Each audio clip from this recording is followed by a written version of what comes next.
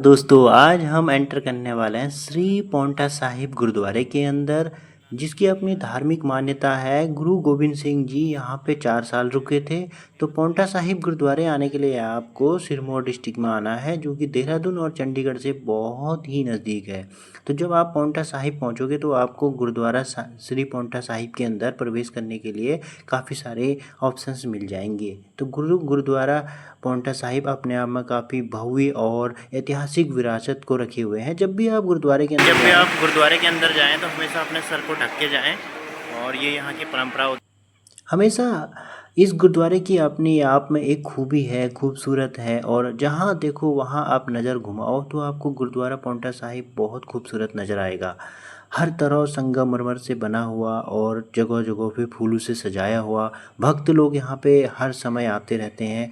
तो ये वो मेन प्रांगण है जहाँ से गुरु पौंटा साहिब के अंदर जो गुरुद्वारा है इसके अंदर प्रवेश करते हैं और आप अपना माथा टेकोगे। तो ये बहुत बहुत ज़्यादा भव्य है, और यहाँ पे गुरु गोबिंद सिंह जी का काफ़ी इतिहास भी है। और आप जब यहाँ पे आओगे, विजिट करोगे, तो आपको यहाँ पे आके जो शांति मिलेगी, सुकून मिलेगी। एक कहते हैं ना कि आप अपने कर्म करते जाओ, फल की चिंता ना करो, तो वो सब चीज़ें यहाँ पे आपको देखने को मिलेंगी। ये आने के लिए यहाँ पे आपको ये गेट मिलता है, जिससे आप अंदर जाके गुरु गोबिंद सिंह जी के ग्रंथ का दर्शन कर सकते हो।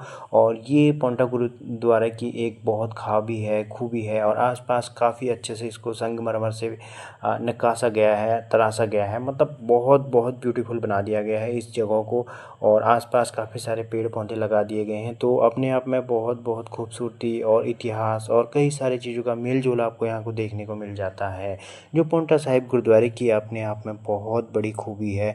और साथ में एक और छोटा सा कव्य दरबार है यहाँ पे, जो कव्य दरबार होता है। तो यहाँ पे भी आप जाके थोड़ी देर विजिट कीजिए, आराम कीजिए, और यहाँ पे अपने मन को शांत कीजिए।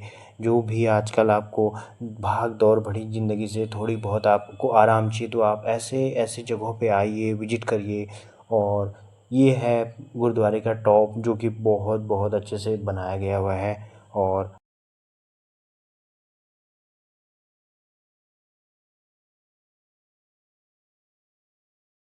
एक पॉइंट है जहाँ से पौंटा गुरुद्वारा साहिब और साथ में बगल पे कुल्हाल और नीचे यमुना नदी दिखती है। तो इन दोनों का कॉम्बिनेशन यहाँ पे देखने को मिलता है, और काफ़ी सारे श्रद्धालु लोग और लोकल लोग यहाँ पे भी आए हुए हैं।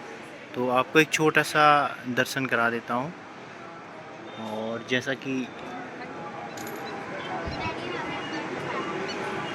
नीचे जो है ये यमुना नदी है, जो उत्तराखंड के यमुनोत्री ग्लेशियर से निकलती है, और ये आसपास का इलाका है। और बाकी ये यमुना घाट है। तो यहाँ पे यमुना की स्थिति काफ़ी अच्छी है। बाकी सामने जो है उत्तराखंड का बॉर्डर लगता है, और ये जो पुल है दोनों को आपस में जोड़ता है।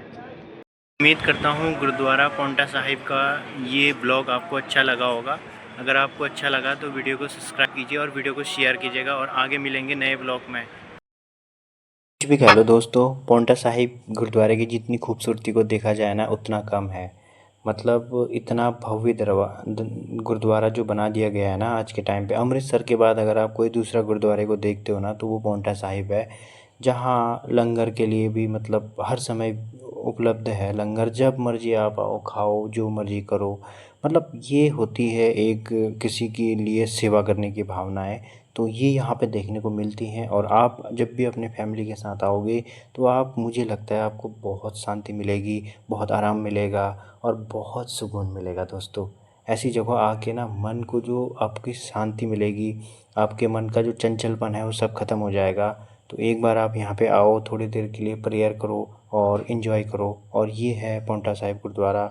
अभी ये देखो किस टाइप से लोग आते हैं जाते हैं। ये बाहर पार्किंग की फैसिलिटी है, गाड़ी वाड़ी का पार्क करो, कोई पैसा नहीं कटता यहाँ, एकदम फ्री ऑफ कॉस्ट है। कोई ऐसी दिक्कत वाली बात नहीं है। बाकी आसपास मार्केट है, होटल वोटल यहाँ पे मिल जाते हैं, और आपको सस्ते रेट में मिल जाएंगे। कोई ऐसी दिक्कत वाली बात नहीं है। तो बाकी अगर आपको हमारी वीडियो अच्छी लगी तो मेरे चैनल को सब्सक्राइब कीजिए।